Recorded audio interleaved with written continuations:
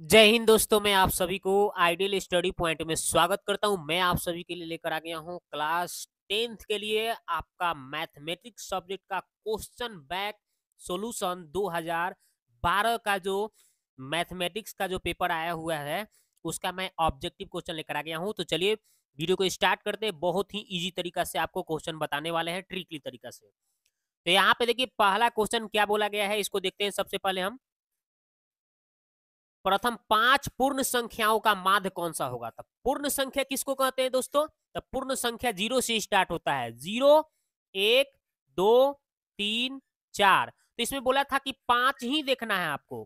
कितना देखना है भाई? 5। प्रथम 5 यानी शुरू से 5 गो पूर्ण संख्या का आपको माध्य निकालना है। तो देखिए हमने शुरू से हमने 5 गो पूर्ण संख्या लिख दिया। अब इसका आपको माध्य निकालना है।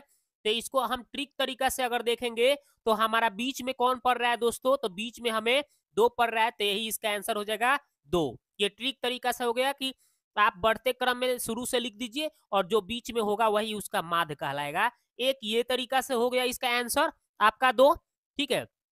दूसरा तरीका है कि 0, 1, 2 और 3 और ये 4, ये सभी को जोड़िएगा। कितना अंक है? 5 गो। सबको जोड़िएगा, कितना आ जाएगा? तो आपका आ जाएगा 3, 3, 6, 4, 10, 10 आ रहा है और बाटा में 5। अब इसको भाग लगाइएगा तो कितना आएगा? 2 बार में कट जाएगा। तो ऐसे भी आपका आंसर हो जाएगा 2। ठीक है। तो हमने जो ट्रिक बताया बेहतर तरीका, वही आपको ट्रिक फॉलो करना है। ठीक है ना? सिंपल, आप देखते ही देखते आंसर कर लेंगे। इसका आंसर होगा 2। ठीक है। अगला सवाल है कि दो वृत्त के क्षेत्रफलों का अनुपात 4:1 है, तो उसकी त्रिज्याओं का अनुपात क्या है? जब भी आपका क्षेत्रफलों का अनुपात दिया हो, अगर उसका त्रिज्याओं का अनुपात पूछे चाहे भुजाओं का अनुपात पूछे, उसका वर्गमूल निकाल देना है। तो 4 का वर्गमूल और 1 का वर्गमूल आपको क्या करना है? निकाल देना है। तो 4 का वर्गमूल 2 होता है और 1 का वर्गमूल 1 होता है। तो इसका आंसर हो जाएगा 2:1। तो देखिए आपका ऑप्शन में कहां दिख रहा है 2:1? तो देख लीजिए आपका 2:1, ऑप्शन नंबर बी उत्तर हो गया। ठीक है। इस तरह से आपको आंसर करना होगा।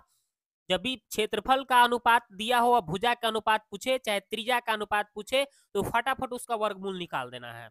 अगर आपसे कोई कहता है कि अगर आपका त्रिज्या का अनुपात आपका दिया रहे, है ना, चाहे भुजा का अनुपात दिया रहे, आप पूछेगा कि क्षेत्रफल का अनुपात बताओ, तो बस इसका स्क्वायर कर देना है। सिंपली 1 का स्क्वायर 1 हो जाएगा, 2 का स्क्वायर 4। अगर ऐसे भी पूछेगा तो ऐसे भी आप क्षेत्रफल देगा तो स्क्वायर लगा के आंसर प्राप्त कर सकते हैं। तो हमसे अभी क्षेत्रफल का अनुपात दिया था, भुजा का अनुपात, त्रिज्या का अनुपात पूछा है, तो सिंपली हमारा 2:1 आंसर हो गया। अगला सवाल है 3 नंबर। बोला कि tan थीटा बराबर √3 है, तो थीटा का मान क्या होगा? तो आपको इसका मौखिक कैसे बनाएंगे? तो मौखिक कैसे बनाएंगे, देखना है कि ये √3 tan कितना का मान होता है। तो tan आपका ये 60 का मान होता है, तो इसका उत्तर हो जाएगा tan 60 का मान होता है 60 डिग्री। ऐसे मौखिक आंसर लीजिए। लेकिन इसको बनाएंगे कैसे भाई? इसको बनाने का भी तरीका जान लीजिए। तो इधर आपका tan थीटा है ना, tan थीटा छोड़ दीजिएगा। ये √3 कितना का मान होता है? तो tan 60 का। तो आप ऐसे इधर tan 60 लिखेंगे, तो ये tan से tan गया, तो थीटा का मान आपका आ गया 60 डिग्री आ गया। ऐसे आप सॉल्व करके भी बनाएंगे तो 60 ही आएगा। हमने ट्रिक भी बता दिया। आगे देखते हैं क्वेश्चन नंबर 4। देखिए अब 4 नंबर क्वेश्चन क्या बोला है, इसको देखिए। 4 नंबर बोला है कि cos 60 प्लस 1 और फिर cos 60 माइनस 1। तो cos 60 का मान कितना होता है? तो 1/2 होता है। ठीक है। और प्लस ऊपर 1 लिखना है और नीचे cos 60 का मान लिखना है 1/2 और -1 लिखना है। अब इसी को सॉल्व कर देना है। तो 1/2 में 1 जोड़ेंगे तो 3/2 आएगा। ठीक है। और यहाँ पे 1/2 में से 1 घटाएंगे तो कितना आएगा? इसको आप सॉल्व करके देखेंगे। 2 एकम 2, 1 में से 2 घटेगा तो -1/1 कितना आएगा? 2 आएगा। अभी 2 से 2 कट जाएगा तो 1 में भाग देंगे 3 से, या माइनस बच गया, यानी -30 इसका आंसर हो जाएगा दोस्तों। तो -3 के है आंसर, ऑप्शन नंबर बी इसका उत्तर हो गया। ठीक है। तो ये हो गया।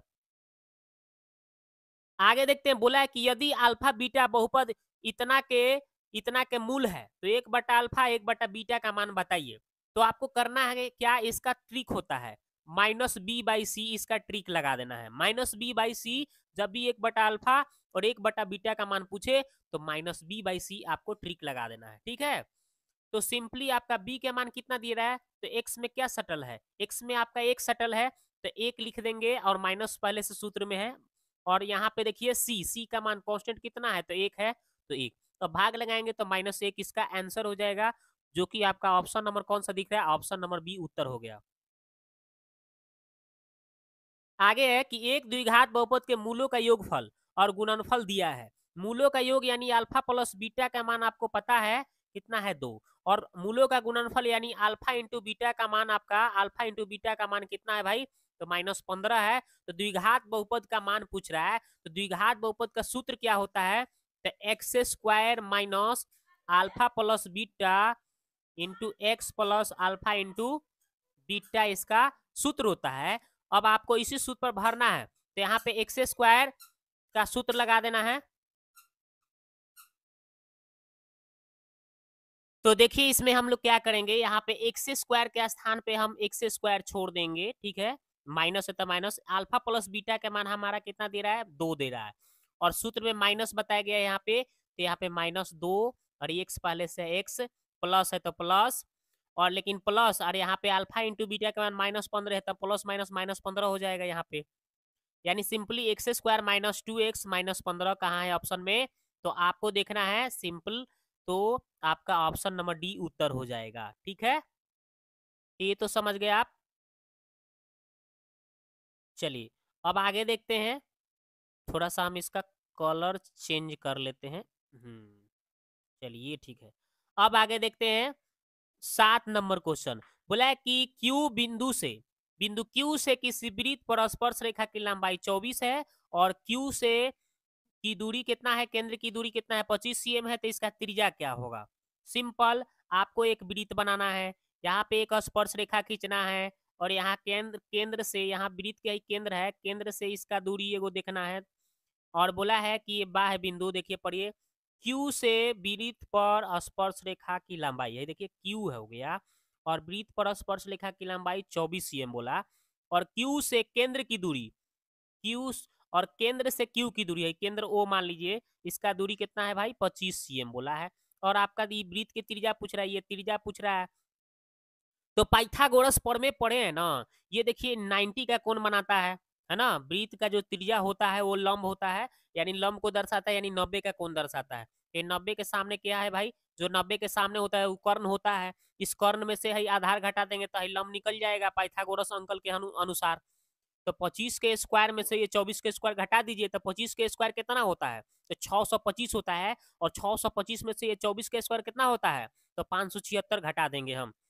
तो 25 का स्क्वायर में से आप घटाएंगे 625 हो जाएगा, 25 के स्क्वायर में से आप 24 का स्क्वायर घटाएंगे, कितना घटाएंगे, तो 576, आप इसको क्या करेंगे, घटा लेंगे, तो कितना आएगा, यहाँ पे घटा के कितना आ जाएगा, तो 15 में से 6 हो गया 9, और यहाँ पे बचेगा 7 चलेगा 4, यानी कि 49 आएगा, 49 के वर्गमूल कितना निकल के आएगा, तो 7 निकल के आएगा, तो इसका आंसर हो जाएगा दोस्तों 7। कहाँ है ऑप्शन में 7 दी, तो ऑप्शन नंबर ए इसका उत्तर करिए। आगे देखते हैं, आगे बोला है कि बिंदु -4 और 3 स्थिति किस पाद में है, तो इसके लिए आप क्या करेंगे, ये देखिए ये एक्स हो गया, ये एक्स डैश होता है, ये वाई होता है, ये वाई डैश होता है, ये मूल बिंदु 0 होता है। तो इधर एक्स पर इधर देखिएगा आप तो प्लस होता है, इधर वाई पर देखिएगा तो ये प्लस होता है, तो प्लस प्लस पहला चतुर्थांश में, आप पहले एक्स, कोई भी बिंदु जो होता है आपका एक्स और वाई के रूप में होता है, पहले एक्स बाद में वाई होता है, याद रखिएगा। तो इसमें हम द्वितीय द्वितीय पाद में, द्वितीय चतुर्थांश में क्या लेंगे, तो पहले एक्स का वैल्यू लिया जाता है, तो एक्स का मान इधर क्या होता है, माइनस होता है, इधर वाई का वैल्यू क्या होता है, प्लस होता है, तो माइनस प्लस होगा तो द्वितीय चतुर्थांश, और इधर इसमें जाएंगे, तृतीय में जाएंगे तो हमारा क्या मिलेगा, पहले एक्स पर माइनस, दूसरा वाई पर जाएंगे तो नीचे माइनस में होता है वाई, तो माइनस माइनस देखेंगे तो हमारा क्या, तृतीय में, पहले एक्स इसमें जाना है तो एक्स पहले प्लस, और बाद में वाई जाना है तो क्या हो जाएगा भाई, वाई माइनस हो जाएगा, तो प्लस माइनस आपका ये चतुर्थांश में हो जाएगा। तो आपको देखना है कि क्या है, तो पहले आपका क्वेश्चन में माइनस दिया था, बाद में प्लस, तो माइनस प्लस केने है, तो माइनस प्लस आपका द्वितीय चतुर्थांश में है, तो इसका आंसर हो जाएगा द्वितीय पाद। कहाँ है भाई, द्वितीय, द्वितीय, ऑप्शन नंबर बी उत्तर हो गया। आगे देखिए, निम्न में कौन परिमेय संख्या है? परिमेय, परिमेय कौन है? रूट, रूट 3, तो ये परिमेय हो गया। रूट 2 से रूट 2 काट देंगे तो ये तो परिमेय हो जाएगा। 2 2 खाली बच जाएगा, तो 2 2 क्या होता है? 2 परिमेय होता है। तो इसका उत्तर यही हो गया दोस्तों, ऑप्शन नंबर बी। अब देखते हैं अगला सवाल 10 नंबर। बोल रहा है कि निम्नलिखित में कौन बहुपद नहीं है? बहुपद नहीं होने का हमने शर्त बताया था। 4 शर्त होते हैं बहुपद नहीं होने का। एक तो चर आपका रूट में नहीं होना चाहिए, दूसरा चर बटा में नहीं होना चाहिए, तीसरा चर के घात माइनस में नहीं होना चाहिए, चौथा चर के घात पी बटा क्यू के रूप में नहीं होना चाहिए। बस ये 4 शर्त याद रखना है बहुपद नहीं होने का। तो हमारा ऑप्शन नंबर सी दिख रहा है, चर बटा में आ गया है, तो चर बटा में आ जाएगा तो यही बहुपद नहीं होगा। ऑप्शन नंबर सी इसका उत्तर कर लेंगे हम। ठीक है, तो दोस्तों हमने जितना ऑब्जेक्टिव दिया था इसको हम बना दिए, बहुत ही अच्छी तरह से बना दिया। अब आपको ये वीडियो कैसा लगा आप जाके कमेंट बॉक्स में एक प्यारा सा कमेंट कीजिए। मिलते हैं नेक्स्ट वीडियो में, ठीक है। और इसका अगर आपका सजेशन होगा कि हमें रिक्त स्थान बता दीजिए या फिर लघु क्वेश्चन या फिर दीर्घ, तो टोटल हम आपको सॉल्यूशन कराएंगे। इसके लिए मेरे को पहले आपको कमेंट करना पड़ेगा, है ना, आपको सजेस्ट करना पड़ेगा कि हमें कैसा वीडियो चाहिए, सारा हम आपके लिए लेकर आएंगे। वीडियो देखने के लिए आपको बहुत बहुत धन्यवाद। मिलते हैं नेक्स्ट वीडियो में।